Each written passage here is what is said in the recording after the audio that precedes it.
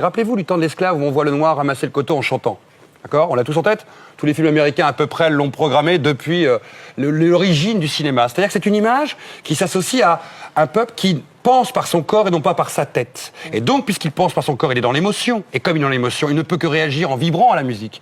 Pourquoi dit-on que les Noirs sont doués pour le sport? Pour les mêmes raisons. C'est qu'on dit, à la fois, leur corps, une fois de plus, peut s'exprimer dans ce domaine-là, mais en même temps, c'est le seul espace qu'on va leur laisser, comme pour les jeux du cirque, pour nous divertir. Le corps noir est fait pour divertir le blanc. Mais alors en même temps, ils sont doués pour le sport, mais en même temps, on dit qu'ils sont fainéants. Ah, mais s'ils sont feignants, c'est encore pour une troisième raison très évidente. S'ils sont feignants, c'est parce qu'il faut les mettre ou en esclavage dans le travail forcé. Donc on va nous montrer beaucoup de Noirs qui dorment sous des cocotiers ou sous des baobabs. On va leur expliquer que sans leur botter le cul, à coups de chicotte, ils ne travailleraient jamais. Et en même temps, ça nous renvoie dans cette logique de notre présence. Sans nous, guides blancs, jamais l'Afrique pourra s'en sortir. Regardez, quand on n'est pas là, ils dorment. Quelles idées reçues circulent sur les Maghrébins? Ah, lui, depuis les croisades, il est fanatique. Il est dangereux, il est fourbe. D'ailleurs, il est fourbe parce qu'une église... Il est menteur. Il ne peut être que menteur parce qu'il nous mentira à nous, puisque lui, quelque part, a voulu à un moment nous conquérir et être supérieur à nous.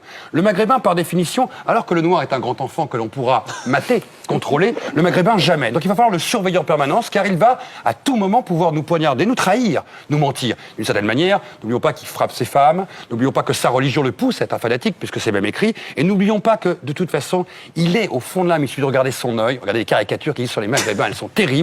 Il est exactement avec ce petit sourire narquois, celui qui, de toute façon, vous trahira un jour. Mais et pourquoi il est voleur aussi?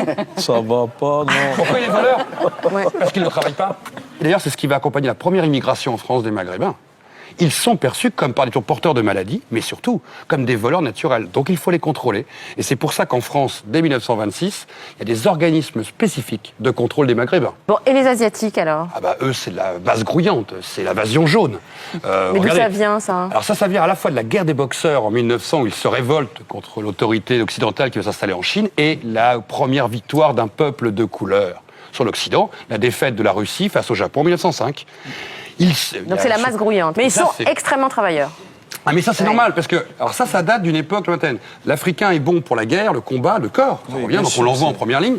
Le Maghrébin, comme il est dangereux, on va un peu le surveiller, on va pas trop l'envoyer dans nos usines, pas trop au conflit un peu partout. Et puis quand les Asiatiques viennent en 1914, on dit bah eux, de toute façon ils savent pas se battre. La plupart des Indochinois qui sont venus se battre pour la guerre 14-18 ne se sont pas retrouvés au front, se sont retrouvés dans les usines. Mais c'est marrant parce qu'aujourd'hui, il n'y a pas vraiment un racisme anti-asiatique. Ah bah, on le croit. Je perçois un racisme anti-maghrébin, anti-noir, mais la discrétion des Asiatiques... Ah, vous venez de le dire. Et ben c'est typiquement ça. Tant qu'ils vivent cachés, qu'ils revendiquent pas, qu'on les voit pas, ça va. Mais le jour où ils s'installent dans le 11e et qu'ils occupent toute une rue, d'un seul coup, c'est l'invasion des jaunes.